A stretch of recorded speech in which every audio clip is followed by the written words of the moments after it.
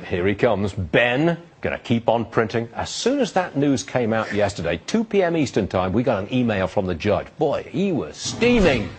He's here. Judge Andrew Napolitano. You know, What's wrong? I was in the D.C. Bureau yesterday, and everybody was commenting, and you eventually did as well on Neil Cavuto. I think you really agree with me, but you don't want to admit it for the sake of this conversation, that the market had a remarkable turnaround when Ben Bernanke unexpectedly announced that as a swan song to his friends who like cheap, easy, free printed cash, a.k.a. the Wall Street crowd, he would buy another $85 billion worth of bonds, basically creating that money out of thin air. This will produce a bubble. This is artificial. How is this money going to be paid back?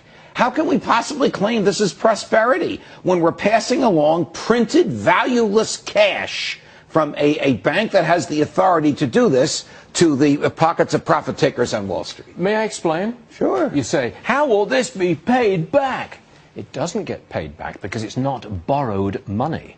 The Federal Reserve has a big chunk, hold on, it's got about $3 trillion in the coffers, right? Because it's been putting it out there. It's been buying paper and paying money for it. That puts money into the economy. Where did it get that hold on, it prints it, hold on. Now it's got $3 trillion in the coffers, and when it wants to reverse that, it starts selling the paper that it's got, pulling money back in. It replaces it. Got it? This will produce another unsustainable bubble, an artificial, government-orchestrated, unnatural accumulation of assets in a place where it doesn't belong. You said that. Wait. You said that.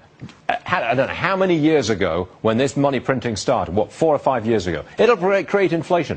Where's the inflation? Well, I didn't say it would create an inflation. I may have said that. There's no inflation now. Inflation is less than 2%. The Fed wants more inflation. Right. That's how wacky they are. They want prices to go up. But it did create a bubble, and it will create another bubble. Where's the bubble? Which bubble? Well, I created the bubble of 2008 was a housing bubble, not orchestrated by the Fed, but orchestrated by the government manipulation of the market. Lend money to whoever you want, and we'll buy the mortgage. You think take all the profit you want because we'll print the cash. That is unsustainable. Is this a stock market bubble? Identify the bubble. I can't exactly identify the bubble, but I can see something coming when profits are taken on artificial cash. Suppose Janet Yellen stops the printing. What will our friends on Wall Street do? Down, down, down, down, down. I will tell you this. I've done extensive research. And the last 2 times the Fed hiked rates, we pulled back one time 7%, and the other time 5%. Then we turned around and we had rallies of 44 months and 70 months. My problem with the Fed, to be quite frank with you, Judge, is the money doesn't get to Main Street. It does only get, they're giving the federal government money. And they're giving the big banks money. And they're giving big banks money. Correct. But people watching this show haven't gotten a crumb out of that money.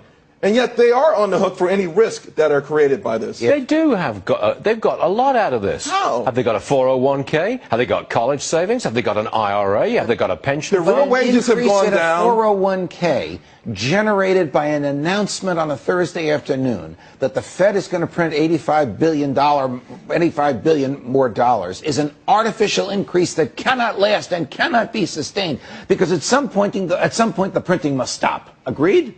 At some point, the printing must stop, and it will be. Otherwise, all the cash we have will be utterly valueless. That's your prediction. Well, it's not my prediction. Yes, it is.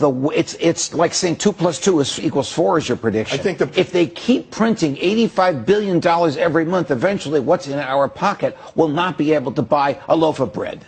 And the irony, of course, is that they want it to be worth less. Yes. They want it to be worth less so that multinational corporations can compete on the global market and that kind of manufacturers can compete. We can't have it both ways. Do you share Bernanke's goal that he wants more inflation?